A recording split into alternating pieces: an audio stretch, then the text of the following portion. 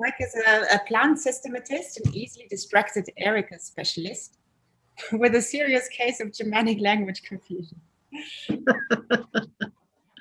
As a at Utrecht, postdocs in Zurich and Stellenbosch, and a good few years at Spezielle Botanik in Mainz. And since last year, he's a curator at the University Garden at Bergen, Norway. Mike, the floor is yours for the next 10 minutes. Thank you. So let's see if I can sort this all out. I'm going to go into presentation mode somehow. And then, oh no, I'm going to have to get back to Zoom somehow or other. That doesn't work. Okay. So I can share my screen first, presumably. Share screen. I'm going to go for screen 2. Share. Yes, we can see it. It works, Mike. Slideshow. All right. So I've killed enough time already. So thank you very much for the invitation to talk about this, or at least for putting up with my suggestion to talk about this subject. And it might feel like a bit of a kind of a niche thing for many of you. Might not immediately see the relevance depending on your general activities. But I'm hoping that we're going to bring up a few general the challenges that will particularly to do with data standards that will apply to some other bringing information into our databases in general, that will give us some food for discussion later. So data entry. Now, when in the good old days, when I was doing my PhD and we would head off into the wilds of Bolivia with our notepad and pencil and SLR camera, and hope that our notes were not washed down the Amazon and that our slides would not be overexposed and would come out all right in the end. So this was a kind of a very manual process of getting the data from our collections and writing it down, possibly putting it into an Excel spreadsheet, and then finally maybe importing it into the database when we get to the end. But these days, we've got these things, smartphones, and this has kind of changed the world around us to a large extent. And there are now a whole bunch of tools which will allow us to ease this process and automate parts of it. That's and you're probably already aware of them, but maybe only as plant identification aids. So there's things like PlantNet and ObsIdentify, and the one that I'm going to talk about is iNaturalist because I'm most familiar with it, but they go a lot further than just offering automated identification of plants. They actually are a means to document all sorts of information about an observation in place and time, and to bring that with you and use it elsewhere. So iNaturalist, you take your phone, you take a picture of your plant in the field, upload it, the app absorbs all the juicy metadata, the place and the time, and you share it with the community who have a look at your pictures. They check whether the name that you've initially put on it is right, and then when it's confirmed, this information goes off into the wider world of GBIF and is used for serious big science. This is so far so good. And here's what it looks like on the web page when you've uploaded it. You can see here there are some aspects which are particularly interesting to us. First, the name, which comes from a database, so we don't have to type it in, we don't have to misspell it, we don't have to forget the author name, for example. And the identification, which is then collaborative. If we have absolutely no idea what it was, it makes a surprisingly good guess. And then the specialist might come along at some point and say, yes, I've been going through all the Ericas, and that's not what it is. And you come to a collaborative identification there. It's swallowed the date and the time and the locality, and it presents it nicely on a Google map, and you can fix that when it's obviously wrong. And it gives you the option to add extra information. In particular, you could add Darwin core fields, which are kind of standard for a lot of herbarium databases. And so you can really improve the value of this information as you put it in. And as I said, when this identification is confirmed, and when your data conforms to a list of different minimal qualities, then that observation is ported to GBIF. And this is a big deal. Not only is it going into the big wide world of big data, but this means that your data is of this minimal standard and that it therefore ought to be usable in other databases such as IRIS. And one other aspect that I wanted to quickly discuss that you can use this for is you can add particular observations to customizable projects. And what do these look like? Well, for example, we've collected together automatically all the observations of all of our past and present staff and created a project for the Bergen University Gardens. And oh, this looks fabulous. We can put a nice picture there, and it shows, in fact, that the boss is beating us all down, hands down, and it can give a nice map of all the, well, basically telling us how in the past we used to be able to travel a lot more than we can now, and gives breakdowns of all of the numbers of taxa that we've been observing and this kind of thing. You can also make a special project for a particular project.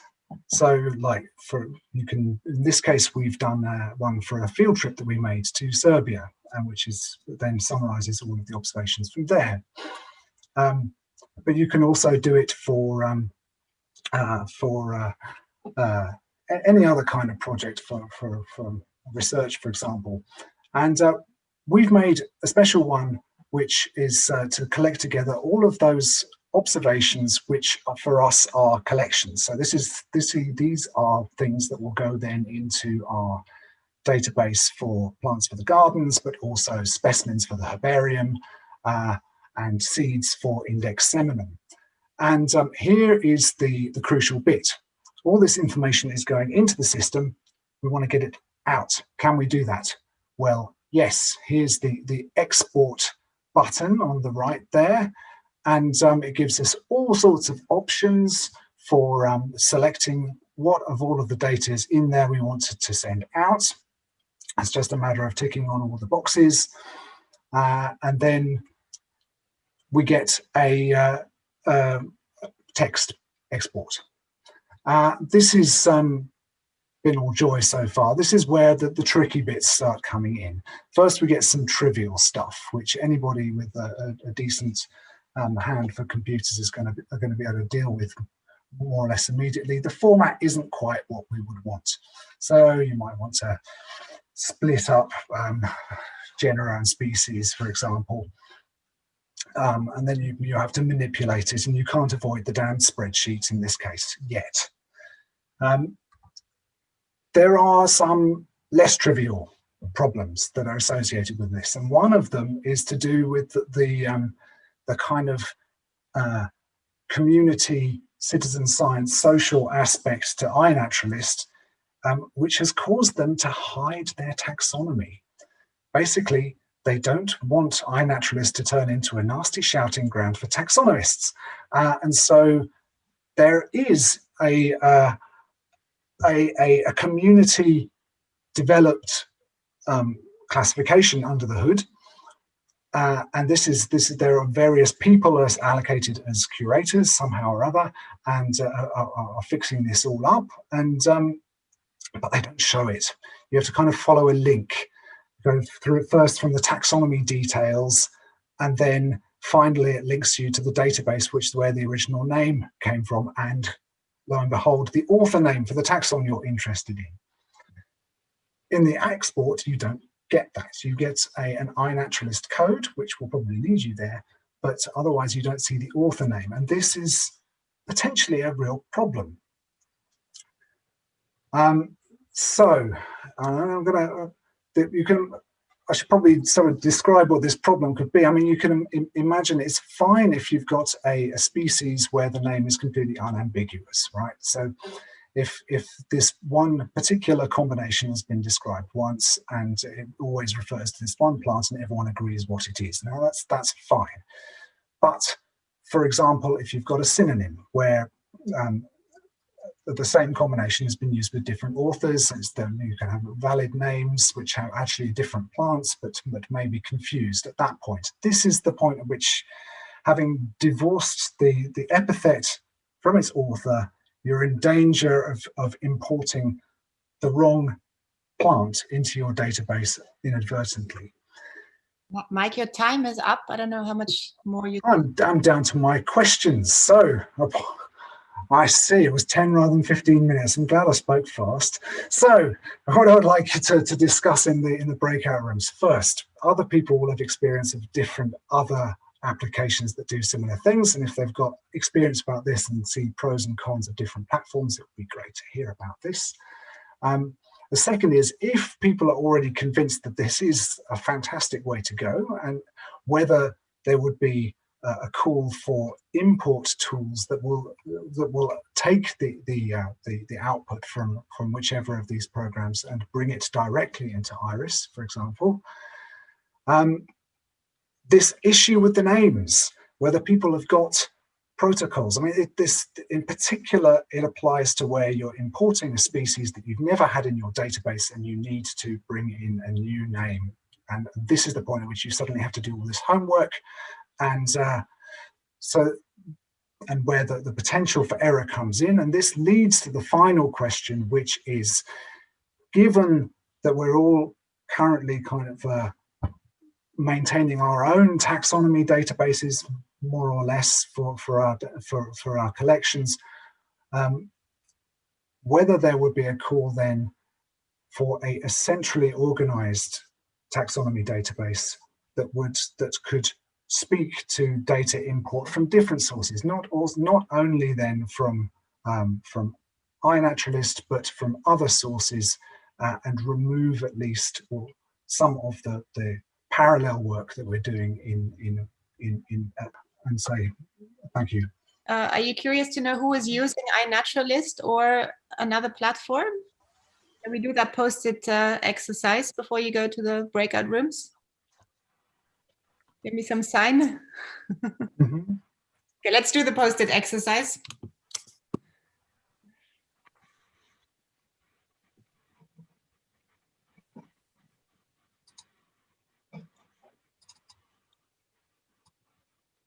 Almost there.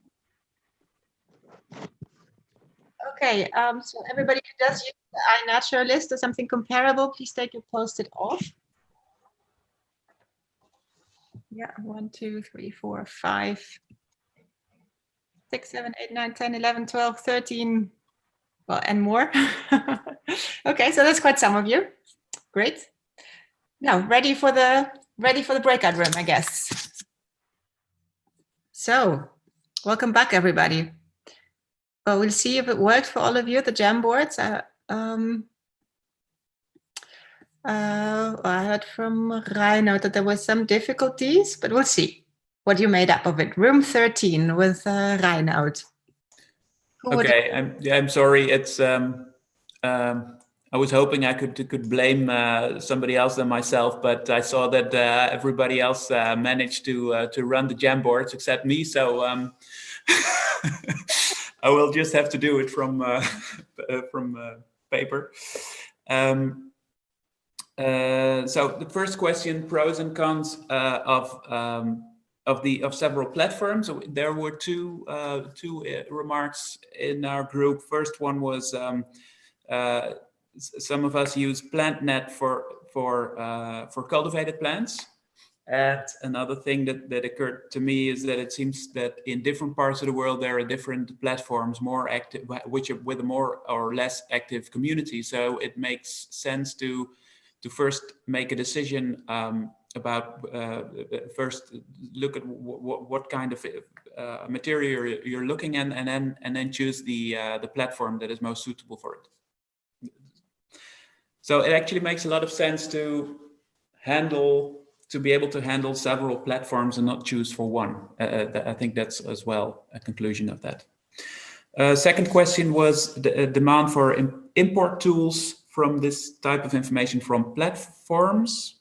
That was very question that we really like the way that question was formulated, because it enables a very short answer, and the answer is yes.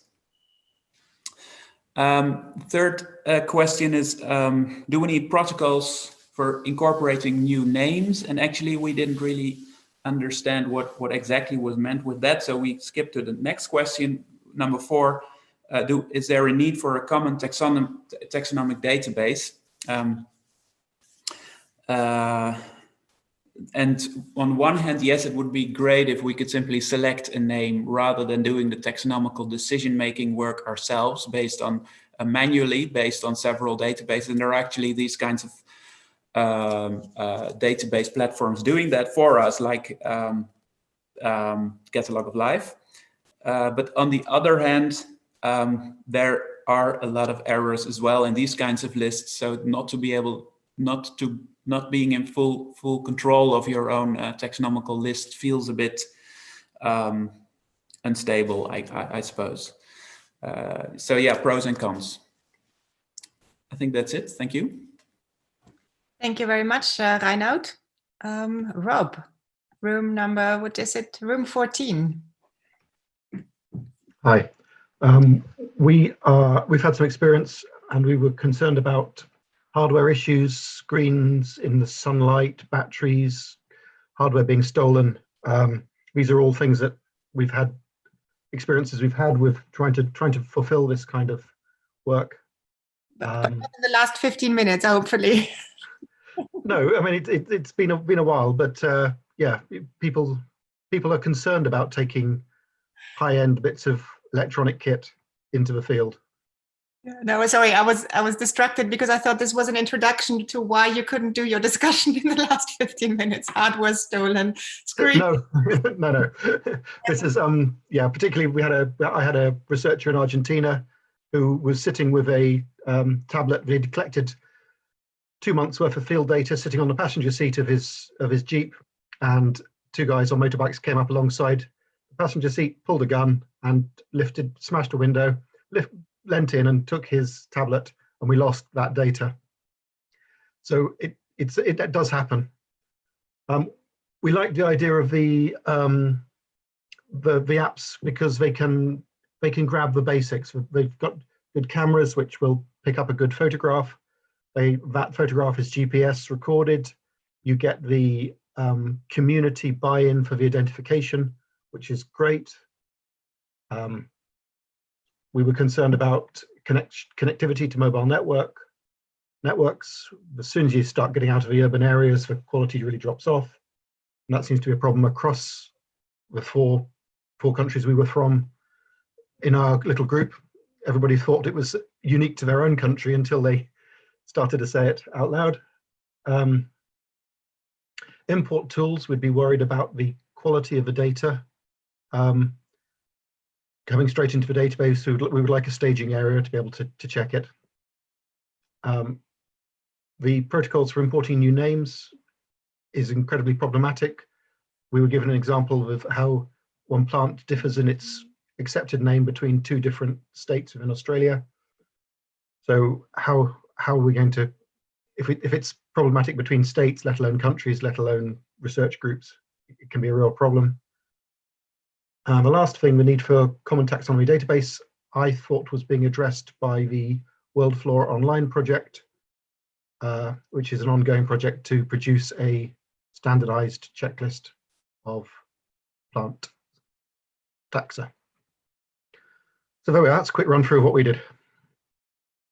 Thank you very much, Rob. Abby from room 15, what did you come up with? Hello. So in my group, most have used iNaturalist and not other platforms. I myself have used it several times to monitor a population over our naturalized area.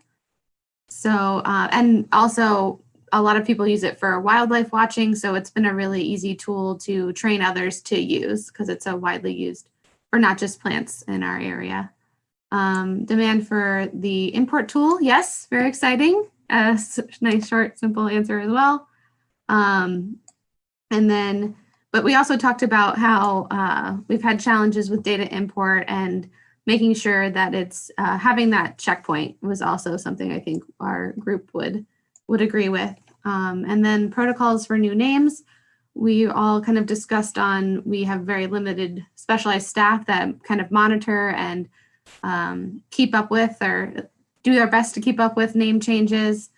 So that's kind of been the task of few in our group. And then we also use resources such as web resources, and the web link within IrisBG. It has those shortcuts for a lot of those that we are our favorites that we like to go to quite often.